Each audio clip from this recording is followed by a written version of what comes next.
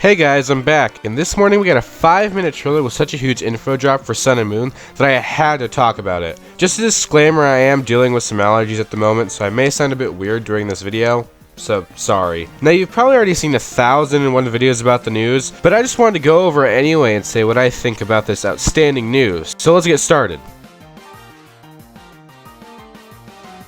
First, let's talk about the new Pokémon. Oh my gods, these things are amazing. The trailer starts off with one of the most groundbreaking things in any Pokemon game. Old Pokemon getting new forms. Now, Pokemon forms isn't a new concept, but Pokemon varieties based off different regions? That's insane.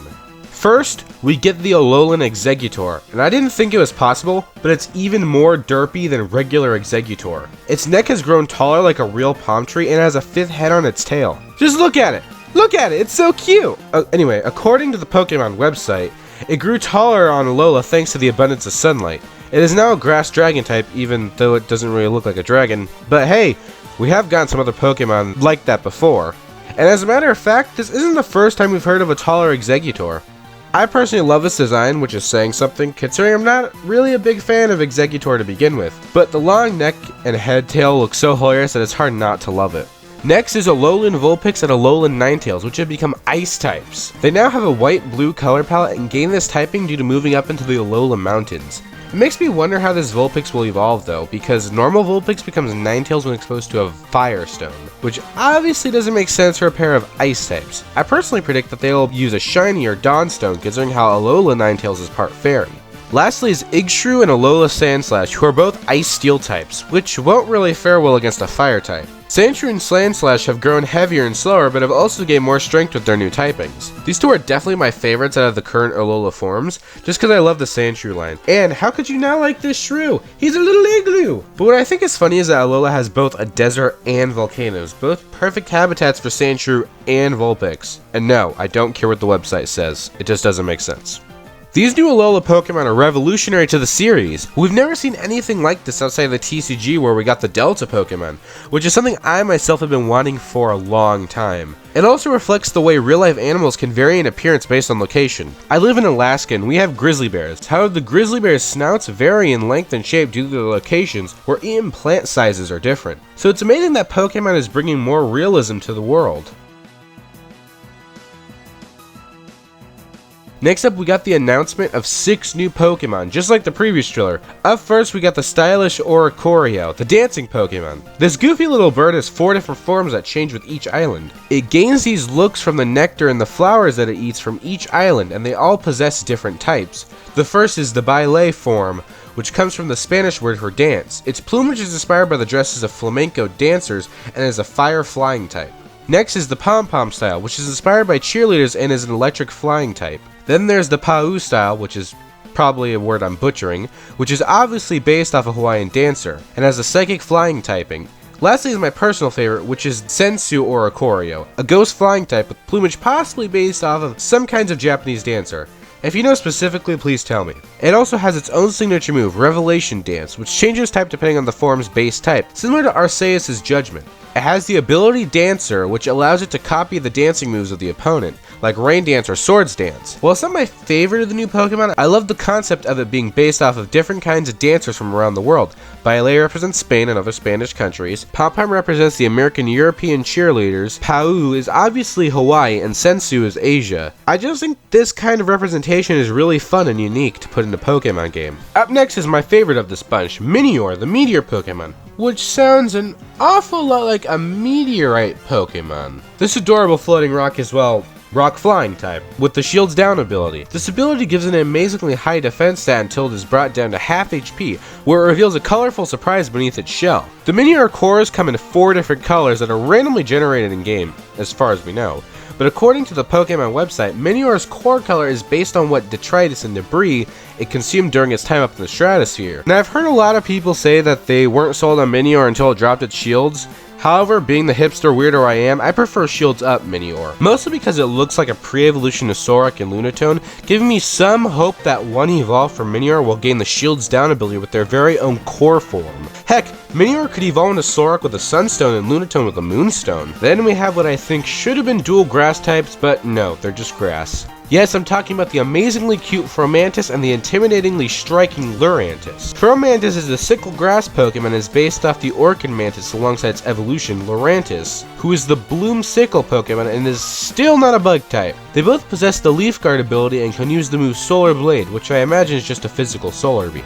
Now for something I wasn't expecting, more evolutions. Previously, the only evolutions we've seen of Alola Pokemon were Grubbins, but now we have an evolution for our regional rodent Yungoos and a pre-evo for the brilliant Mudsdale. First up is Gumshoos, the stakeout Pokemon and the evolved form of Yungoos. Don't worry, there won't be any Trump jokes here. It is said that it hunts opponents opposite to Yungoos' strategy by means of staking out opponents rather than rushing in blindly. After that, we got Mudbray, the pre-evolution of Mudsdale, which I actually wasn't expecting. I thought Mudsdale would just be by itself, but I guess not. Mudspray is the donkey Pokemon and is said to have been hunted to near extinction everywhere but Alola. Aww. Sad face. Now, the trailer only briefly covered this, but apparently in Alola, humans and Pokemon coincide with one another to the point that you can call upon the services of ride Pokemon, such as Charizard to soar around the skies, Mudsdale, Stoutland, and Tauros for land travel, and Lapras and Sharpedo for the sea. These Pokemon are not on your team, and some speculate that these kinds of Pokemon will replace HMs. Oh, thank the Lord Deity Tapu Koko! It would be amazing to have assistance Pokemon in the overworld cover things like Surf, Fly, Strength, and Rock Smash. This may work similar to the Eon Flute where you can use a special item to summon a Pokemon to smash a boulder for you or something. However, considering how they're called ride Pokemon, they may just be like the Go-Go, Rhyhorn, or Mamoswine in Kalos. Now we get into some of the really interesting things revealed in the video, which is the Rite of the Island Challenge. A rite of passage that is meant to usher trainers into greatness by completing tasks around the 4 islands of Alola that aren't exclusively battles. The trial begins by receiving a task from one of the trial captains, which could be finding an item or completing a task. After the trial, the trainer must face what is known as a totem Pokemon. A Pokemon much larger than a regular of its kind, and it is surrounded by an aura of power, while also possessing the ability to summon assist Pokemon. Gumshoos is the totem Pokemon of Melee, and Lurantis is the totem of the recently named Akala Island. After overcoming the totem, a trainer must face off against the Kahuna. In Melee's case, this would be Hala. Each Kahuna is chosen by the island's guardian deity, which is probably why we saw Hala with Tapu Koko a few trailers back. Now real quick, I want to talk about the trial captains. First up is Mallow, a grass-type expert who dabbles in the art of cooking, which is probably why she asks you to get 4 ingredients in the island trial. Next up is Lana, a water-type expert and loving older sister to her younger brothers. Then we have Sophocles, the electric-type specialist, who looks like he'll be a giant brat, but apparently he's a genius. Lastly is, whoa! Step aside, Kukui, and let's have a look at you! Kiawe is a fire-type specialist, which makes sense for such a fiery, hot type to be assigned to him. Sorry, I'll stop now. His partner is a Marowak, and he studies and practices the traditional dances of Alola. But you'd think the fire guy would have a fire type as his ace. Perhaps they're foreshadowing Alolan Marowak? Next up, we finally get the full reveal of Z moves. These moves are special moves for each type activated when a trainer and their Pokemon resonate with one another. There is a Z move for each type, and one must possess a Z ring and a Z crystal to activate them. I personally think the names of those Z moves are a bit too anime for my liking, but those animations are amazing. I do like the concepts of Z moves, but in the Japanese trailer, a clip shows Hala explaining it to the trainer on Melee, which sort of worries me, because I don't want access to these special moves that early in the game. But for all we know, this is after the Rite of the Island Challenge. However, I do feel like the showcase of the Z moves would have been the perfect time to tease the first evolutions of the starters, similar to how Solgaleo and Lunala were teased at the end of the starter reveal trailer, but perhaps they have different plans for that.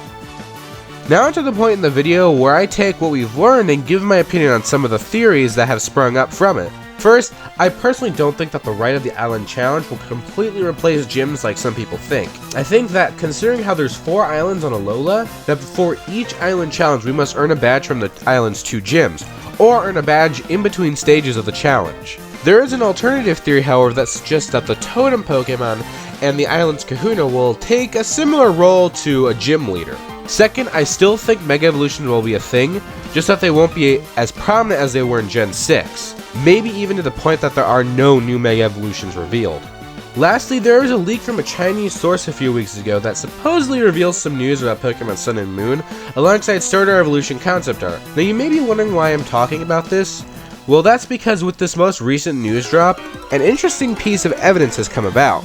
To learn more about this, I'd recommend following the link in the description to the page that cover the leaks, but I did want to talk about something specific, and that is that the starters may have separate final evolutions, or branched evolutions. Now, while the leaker wasn't specific as to what this meant, I personally believe that they will be gender-based, considering how the Litten evolution is more masculine, while Poplio's is more feminine. This could mean that they are male and female evolutions. Then again, they could just be gender differences. I say this because the starters are usually designed to be gender neutral to not ruin the appeal of them. And while despite the evidence, I still hold the validity of these leaks with the tiniest grain of salt. But it's fun to think about. Anyhow, that's all I have for today. I made this video to hopefully make up for my absence over the past 3 weeks, and I do hope I can have a new video up this weekend. But until then, I hope you have a nice day, and farewell.